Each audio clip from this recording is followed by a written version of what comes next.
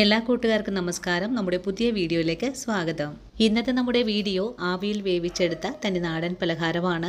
നല്ല സ്വാദാണ് ഇതുപോലെ ഒന്ന് ഉണ്ടാക്കി കഴിക്കാനായിട്ടും. അതും ആവിയിൽ വേവിച്ചെടുക്കുന്നത് കൊണ്ട് നല്ല ഹെൽത്തിയുമാണ്. ഇതുപോലെ ഉണ്ടാക്കുവാണെങ്കിൽ ഒറ്റ തവണ കൊണ്ട് നമ്മുടെ വീട്ടിലുള്ള എല്ലാവർക്കും ഒരുപോലെ തന്നെ കഴിക്കാനും സാധിക്കും. അപ്പോൾ ഈ ഒരു സൂത്രം പഠിക്കുവാണെങ്കിൽ ഇലയുടെയൊക്കെ വളരെ സിമ്പിൾ ആയിട്ട് ഇനി ആർക്കും ഉണ്ടാക്കിയെടുക്കാനും സാധിക്കും. വീഡിയോ കാണുമ്പോൾ നിങ്ങൾക്ക് ഇഷ്ടപ്പെടുവാണെങ്കിൽ നിങ്ങളുടെ വിലയേറിയ ലൈക്ക് തരാൻ മറക്കല്ലേ. അപ്പോൾ ഉടൻ തന്നെ നമുക്ക് നമ്മുടെ വീഡിയോ കാണാൻ പോകാം. ഇനി നമുക്ക് അട തയ്യാറാക്കി എടുക്കാനുള്ള മാവൊന്ന് കുഴച്ചെടുക്കാം. ഇതിനായിട്ട് ഞാനിവിടെ 1.5 കപ്പ് അളവിലാണ് ഗോതമ്പ് പൊടി എടുത്തിട്ടുള്ളത്. ഇനി നമുക്ക് ഈ പൊടി ഒന്ന് കുഴച്ചെടുക്കാം. ആദ്യമേ നമുക്കിതിലേക്ക് പൊടിക്ക് ആവശ്യമായ ഉപ്പ് ചേർക്കാം. 1 സ്പൂൺ അളവിൽ നെയ്യ് ഒഴിച്ചു കൊടുക്കാം. ഇനി കുറേശ്ശെ വെള്ളം ഒഴിച്ചു കൊടുത്ത് നമുക്ക് ഈ പൊടി ഒന്ന് കുഴച്ചെടുക്കാം. അല്പം സോഫ്റ്റ് ആയിട്ട് വേണം നമുക്കിത് കുഴച്ചെടുക്കാനായിട്ടും. പൊടി കുഴച്ചെടുക്കാനായിട്ട് 1 കപ്പ് വെള്ളം ഞാനിവിടെ ഒഴിച്ചു കൊടുത്തിട്ടുണ്ട്. നല്ല മയത്തിലൊന്ന് കുഴച്ചെടുക്കാം. അങ്ങനെ നമ്മുടെ മാവ് ഞാനിതുപോലെ അല്പം ലൂസായിട്ടൊന്ന് കുഴച്ചെടുത്തിട്ടുണ്ട്. ഇനി നമുക്ക് ഈ മാവൊന്ന് ഒരു 10 മിനിറ്റ് നേരത്തേക്ക് മാറ്റി വെക്കാം. ആ ഒരു സമയത്ത് ഇതിൻ്റെ ഉള്ളിലേക്ക് വെക്കാനുള്ള ഫില്ലിംഗ് ഒന്ന് തയ്യാറാക്കണം.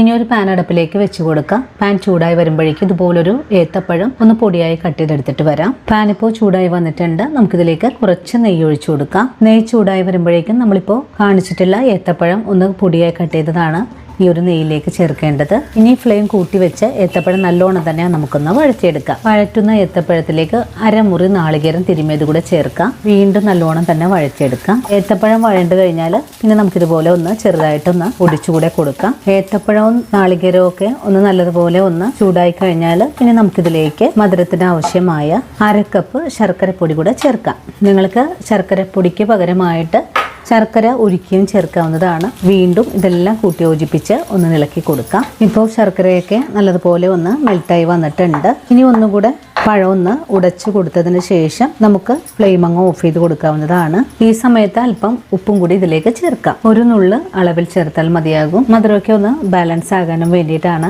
നല്ലതുപോലെ ഇളക്കി ഒന്ന് യോജിപ്പിച്ചതിന് ശേഷം നമുക്ക് ഈ പഴം മിക്സ് ഒന്ന് മാറ്റി വെക്കാം. ഫ്ലെയിം ഓഫ് ചെയ്ത് കൊടുത്തതിന് ശേഷം നമുക്കിതിലേക്ക് അല്പം ഏലക്കപ്പൊടി കൂടെ ചേർക്കാം. നല്ലതുപോലെ ഇളക്കി യോജിപ്പിച്ചെടുക്കാം. ഇനി നമുക്ക് ഈ കൂട്ടൊന്ന് മാറ്റി വെക്കാം. ഇനി നമുക്ക് നമ്മൾ നേരത്തെ കുഴച്ചു വെച്ച മാവ് ഇതുപോലെ ഒന്ന് ഉരുട്ടിയെടുത്തതിന് ശേഷം എണ്ണയെല്ലാം തടവി വെച്ചിട്ടുള്ള വാഴയിലയിലേക്ക് വെച്ച് കൊടുത്ത് കൈകൊണ്ട് ഇതുപോലെ ഒന്ന് പരത്തി കൊടുക്കാം. വാഴയില എടുക്കുമ്പോൾ അല്പം വലിയ വാഴയില നോക്കി വേണം എടുക്കാനായിട്ട്.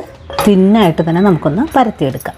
എല്ലാ ഭാഗവും ഒരുപോലെ തന്നെ കനം കുറച്ച് വേണം പരത്തിയെടുക്കാനായിട്ടും. നമ്മുടെ ഫില്ലിങ് ഈ ഒരു വാഴയിലയിലേക്ക് ഒന്ന് നടുഭാഗത്തായിട്ട് വെച്ച് കൊടുക്കുക. മധുരമൊക്കെ ഒരുപാട് ഇഷ്ടമുള്ള ആൾക്കാർക്ക് കൂടുതൽ അളവിൽ പഞ്ചസാരയോ ശർക്കരയോ ചേർക്കാവുന്നതാണ്. പിന്നെ നമുക്കിതുപോലെ ഒന്ന് നിരത്തിയും കൂടെ വെച്ച് കൊടുക്കാം. ഫില്ലിങ് എല്ലാ ഭാഗത്തേക്കും എത്തുന്ന രീതിയിലായിരിക്കണം ഒന്ന് നമുക്ക് നിരത്തി വെച്ച് കൊടുക്കേണ്ടത്. ഫില്ലിങ് ഇലയിലേക്ക് നിരത്തി വെച്ച് കഴിഞ്ഞാൽ പിന്നെ നമുക്ക് ഈ ഇല ഒന്ന് മടക്കി കൊടുക്കണം, ചുരുട്ടിയെടുക്കാം. അങ്ങനെ നമ്മൾ ഈ ഒരു രീതിയിൽ ചുരുട്ടിയെടുത്തിട്ടുണ്ട്. ഇല അങ്ങോട്ടും ഇങ്ങോട്ടും മടക്കിയിട്ട് ഒരുമിച്ചെല്ലാം കൂടി കൂട്ടിച്ചേർത്ത് ഉരുട്ടിയെടുത്തിട്ടുള്ളതാണ്. ഇനി നമുക്കിതൊന്ന് വേവിച്ച് കൂടി എടുക്കാം. ഇനി ഒരു ആവിപ്പാത്രം അടുപ്പത്തേക്ക് വെച്ച് കൊടുക്കാം. പാത്രം ഒന്ന് ആവി വരട്ടെ.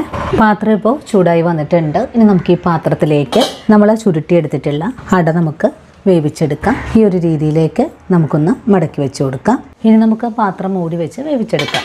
ആദ്യം ഒരു 10 മിനിറ്റ് നേരം ഫുൾ ഫ്ലെയിമിലും അതിനുശേഷം ഒരു 5 മിനിറ്റ് ചെറിയ തീയിൽ വെച്ചിട്ടാണ് നമുക്ക് വേവിച്ചെടുക്കേണ്ടത്. അപ്പോൾ ഇനി വെന്ത് വരട്ടെ, അതുവരെ നമുക്കൊന്ന് വെയിറ്റ് ചെയ്യാം. നമ്മുടെ ഇലയുടെ വേവിക്കാൻ വെച്ചിട്ട് ഒരു 15 മിനിറ്റ് ആയിട്ടുണ്ട്. ഇനി നമുക്ക് ഈ മൂടി ഒന്ന് തുറന്ന് നോക്കാം. അട ഇപ്പോൾ നല്ല പോലെ തന്നെ വെന്തും വന്നിട്ടുണ്ട്. ഇനി നമുക്ക് ഈ ആവി പാത്രത്തിൽ നിന്നും അടയെടുത്ത് പുറത്ത് വെക്കാം. ഇപ്പോൾ നമ്മുടെ അടയുടെ ചൂടൊക്കെ ഒന്ന് ആറി വന്നിട്ടുണ്ട്. നമുക്കിതൊരു വാഴയിലയിലേക്ക് തന്നെ മാറ്റാം. നമുക്ക് ഈ വാഴയില ഒന്ന് അടർത്തി മാറ്റാം. പീസായിട്ട് ഒന്ന് കട്ട് ചെയ്തെടുക്കാം. അങ്ങനെ നമുക്ക് വളരെ എളുപ്പത്തിൽ തന്നെ കട്ട് ചെയ്തെടുക്കാൻ സാധിക്കും. ഈ ഒരു രീതിയിൽ തയ്യാറാക്കുവാണെങ്കിൽ ഒരുപാട് നേരം ഇലയിലൊന്നും പരത്തി സമയം കളയേണ്ട ആവശ്യമൊന്നും തന്നെ ഇല്ല. ഒറ്റ പരത്തലിൽ നമുക്ക് വീട്ടിലുള്ള എല്ലാവർക്കും കഴിക്കാൻ പറ്റിയ നല്ലൊരു പലഹാരം ഇവിടെ റെഡി ആയിട്ടുണ്ട്. അപ്പോൾ ഇന്നത്തെ നമ്മുടെ വീഡിയോ ഇത്രയേ ഉള്ളൂ കൂട്ടുകാരെ. ഈ ഒരു വീഡിയോ കാണുമ്പോൾ എൻ്റെ കൂട്ടുകാർക്ക് ഒരുപോലെ ഇഷ്ടപ്പെട്ടിട്ടുണ്ടെങ്കിൽ തീർച്ചയായിട്ടും വീടുകൾ തയ്യാറാക്കി നോക്കുക. നമ്മുടെ വീട്ടിൽ നിത്യം ഉണ്ടാക്കുന്ന നാടൻ പലഹാരങ്ങളിൽ നിന്നും വ്യത്യസ്തമായിട്ട് ഇതുപോലൊരു ഇലയുടെ തയ്യാറാക്കി നിങ്ങളുടെ കുട്ടികൾക്കും നമ്മുടെ വീട്ടിലുള്ള എല്ലാവർക്കും തയ്യാറാക്കി കൊടുക്കുക. അപ്പോൾ ഇന്നത്തെ നമ്മുടെ വീഡിയോയും എൻ്റെ കൂട്ടുകാർക്ക് വളരെ തന്നെ ഇഷ്ടമായി എന്ന് വിശ്വസിക്കുന്നു. അപ്പോൾ ഇനി നല്ലൊരു വീഡിയോ ആയിട്ട് നാളെ കാണാം. അതുവരെയും ഒത്തിരി സ്നേഹത്തോടെ വീണ്ടും കാണാം.